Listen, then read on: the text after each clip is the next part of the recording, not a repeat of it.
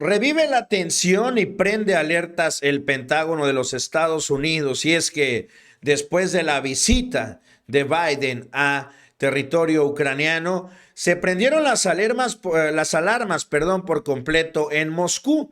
Y es que han anunciado que renuncian a un pacto que se habría firmado desde el 2010, el cual estaba relacionado al tema del armamento nuclear para avanzar a disminuir las armas nucleares que tienen las potencias. Así lo había hecho en los últimos años Estados Unidos y había avanzado también por el mismo rumbo Rusia, a lo cual en las últimas horas, tras este conflicto que se mantiene con Ucrania, han anunciado que se suspende, que Rusia no va a acatar esta resolución que ya tenía firmada de desarmarse. ¿Por qué? Ante el riesgo latente que se tiene de un ataque nuclear proveniente de la OTAN o de los Estados Unidos, con lo cual aseguran elevan las tensiones. Aunado a esto, vuelve a sonar todo este tema del invierno nuclear, que si bien una bomba nuclear es catastrófica, no solamente es el impacto el que genera una devastación, sino también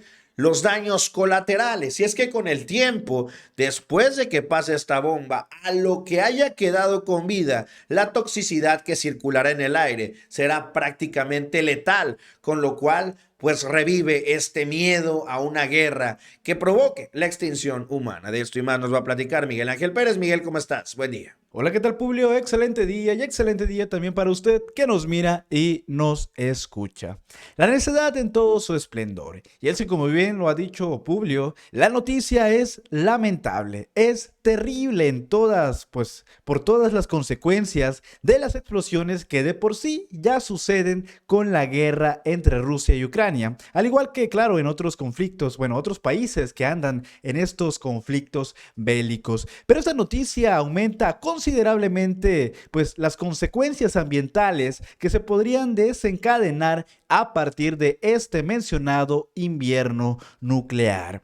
Pero ¿qué es exactamente pues lo que ha sucedido, no? Pues resulta que el presidente ruso Vladimir Putin reavivó este martes las preocupaciones por una inminente guerra nuclear. Sí, esto es lo más alarmante. Lo nuclear, todo esto luego de haber suspendido su participación en el Tratado START, donde el Tratado START es el tratado de reducción de armas estratégicas, que como bien dijimos, ahora es conocido como Nuevo START. Sí, pues permitía pues, de cierta forma estar al tanto Estados Unidos y Rusia de las armas que están utilizando. Pero esa suspensión es con Estados Unidos y el cual, pues como ya les estaba diciendo, pues limita los arsenales nucleares estratégicos que ambos países pueden desplegar y permite a ambos y pues esto, ¿no? Que les decía, inspeccionarse mutuamente. ¿Y qué quiere decir esto? Pues que el mundo peligra demasiado. Una de las consecuencias de esta decisión podría ser la catástrofe climática a largo plazo derivada de pues ojivas nucleares conocida como el invierno nuclear. Sugiere pues el investigador Paul Ingram del Centro para el Estudio del Riesgo Existencial de la Universidad de Cambridge, quien considera que los riesgos de un intercambio nuclear están pues en su nivel más alto en 40 años, debido al conflicto que involucra a Rusia, Ucrania y a los miembros de la OTAN. Pero, ¿qué es exactamente pues este tal invierno nuclear? Pues resulta que la teoría científica del invierno nuclear explica que las detonaciones de los intercambios nucleares arrojan grandes cantidades de escombros a la estratosfera, lo que finalmente bloquea gran parte del Sol hasta que pues por una década provocando caídas globales en la temperatura, pérdida masiva de cultivos y hambruna generalizada. Combinados con la lluvia radioactiva, esos efectos colaterales provocarían la muerte de millones más a raíz de una guerra nuclear, incluso si esta, pues si está lejos, ¿no?, de cualquier zona de una explosión. Esto lo señala, como bien, el comunicado del investigador publicado en el portal del CSER.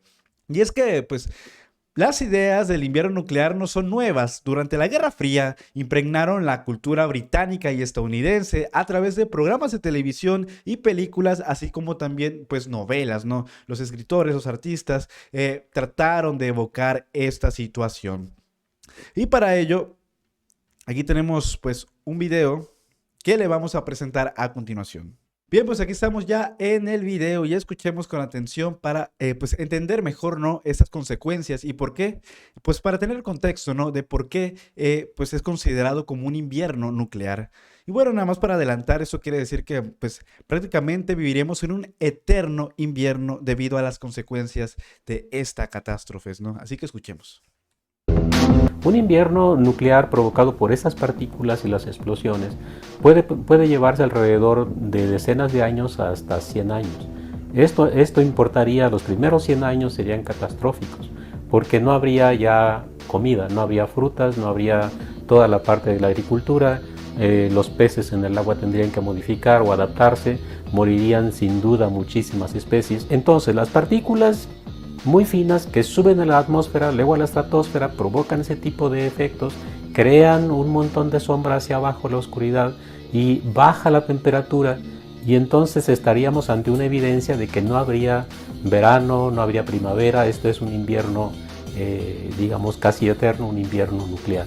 Pero un invierno nuclear sería provocado no por las partículas de un volcán, no por las partículas como de arenas, como el caso de la superficie de Marte, sino sería justamente provocado por las explosiones de las bombas de hidrógeno o atómicas sobre las grandes ciudades.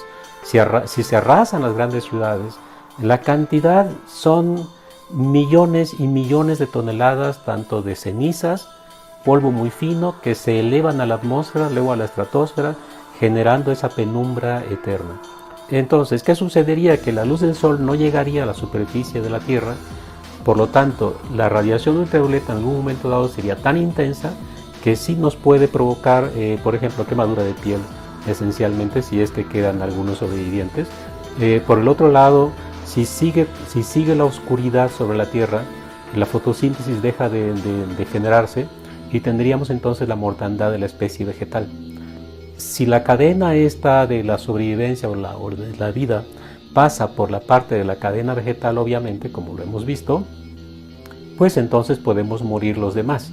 Y quienes quedan como sobrevivientes tendrían una muerte muy lenta a lo largo de los años.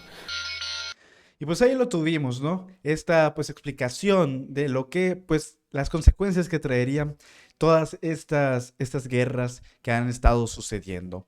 Pero resulta que según Rusia, la razón por la que pues se ha separado es porque está luchando por sus tierras históricas en Ucrania y cumplirá las tareas establecidas paso a paso, con cuidado y conscientemente.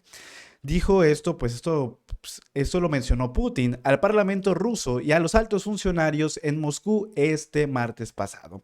Rusia no será la primera en reanudar las pruebas de armas nucleares como resultado de pues una suspensión del nuevo START, aunque lo hará en respuesta a cualquier prueba estadounidense. Es decir que si Estados Unidos se le ocurre realizar estas pruebas, según Rusia, eso es lo que ha dicho, entonces es cuando ellos también actuarán.